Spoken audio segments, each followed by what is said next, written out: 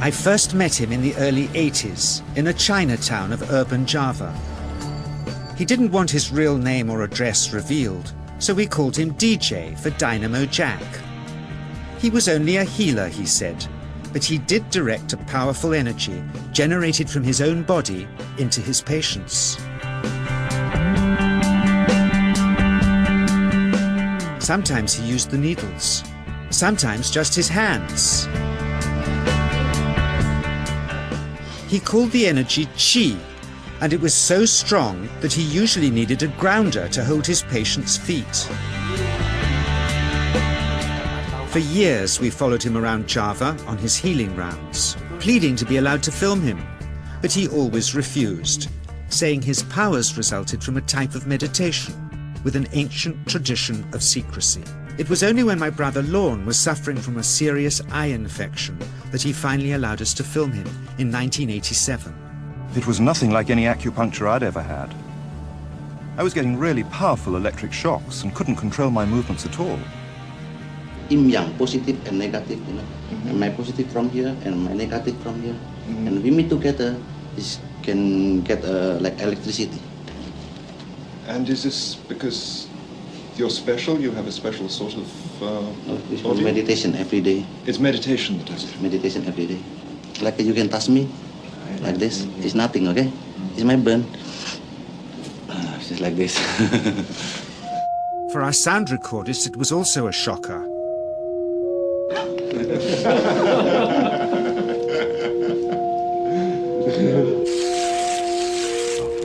He then took our newspaper outside and showed us how Qi can also be used to set things on fire.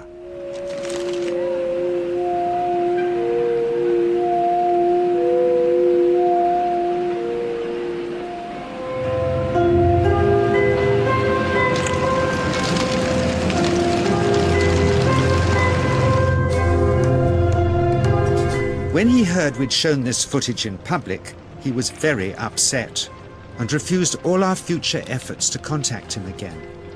As the years passed, we sadly resigned ourselves to never seeing him again. My brother Lorne never did, for by 1997 he was already dead, when I again found myself with DJ, now treating me for an eye problem. But it wasn't this that brought me back. He had tracked me down out of the blue and invited me to tell me a story. He had just returned from 2 years on a deep meditational journey, alone in the heart of Borneo. Amongst his revelations, he had seen, he said, how history was moving on into great change, and the old wisdom was vanishing. So he'd called me back to film just enough of him to remind us that we all have undreamed of powers sleeping within us, and that there's nothing special about him except for his training in waking them. Grounding this patient, my cameraman Joe is having to use all his weight to keep contact. But Qi is pushing him away. He seems able to control the amplitude of this Qi, like a dimmer switch, and it causes uncontrollable responses in the patients and their grounders. I can barely keep my hand on you. It wants to fly off. The electricity is so strong. This mother unwittingly grounds her child. He won't sit still, so she's asked to hold him and grin and bear it. Sometimes signs of this passing energy can be seen in the transmitter too. This Qi stuff is only the surface, he says, of the real adventure beneath, in the meditational technique.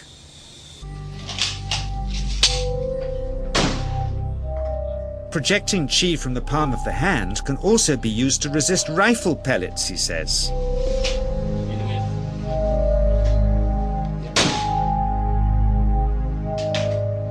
First, you learn to distinguish between yin and yang Qi in your body.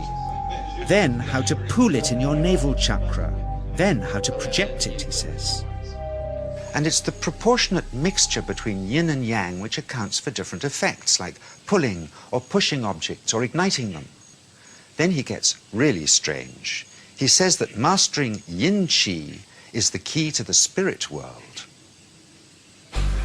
There's a long tradition of Indonesian krisis being possessed by spirits. So people bring him their krisis to see if they're duds.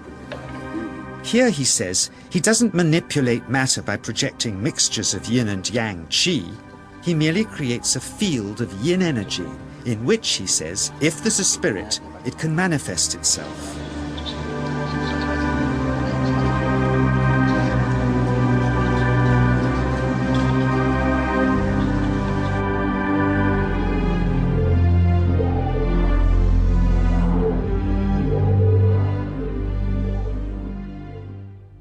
So I invited a small group of scientists back from the United States with measuring equipment to test if DJ was for real. And if so, where might this energy belong on the electromagnetic spectrum? Catherine Cook, CEO of the Mind Science Foundation in Texas. Dr. Roger Nilsson, a Swedish medic and international racing sailor.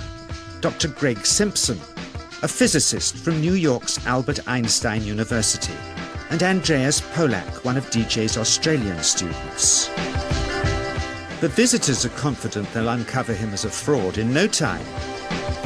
Greg is the first guinea pig, and he's uncomfortable about showing that he can feel anything at all. Dr. Roger doesn't know what to expect.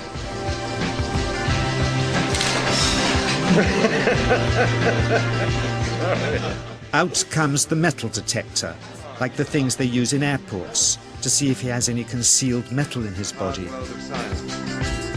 Then the voltmeter, to try and measure the qi. But how to get it to work? Where's the ground? What settings?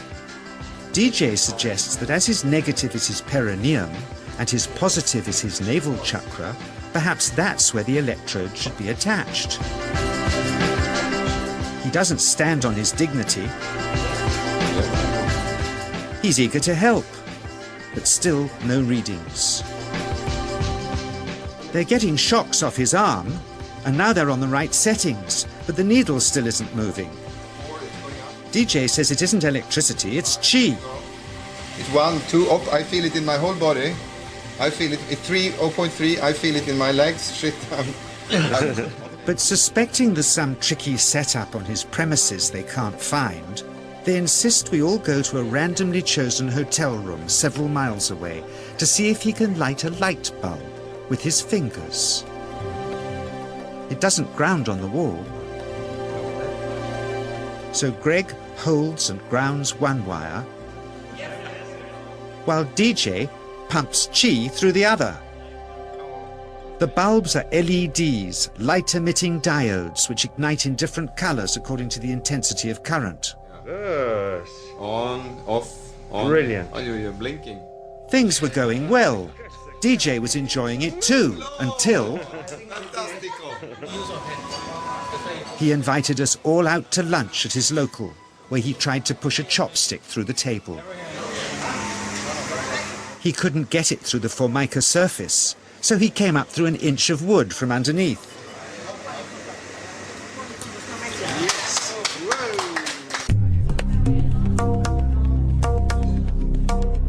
Not only did he draw his own blood, but a chopstick splinter had caught Alison here between the eyes, drawing more. The incident was laughed off apologetically, but next morning he was a different man, drawn and upset. He said he'd been visited all night by his long-dead master, raging that he'd broken the strict taboos of his sect, never to show off in public and never to cause harm or draw blood. He felt deeply chastised. All further testing and filming must end.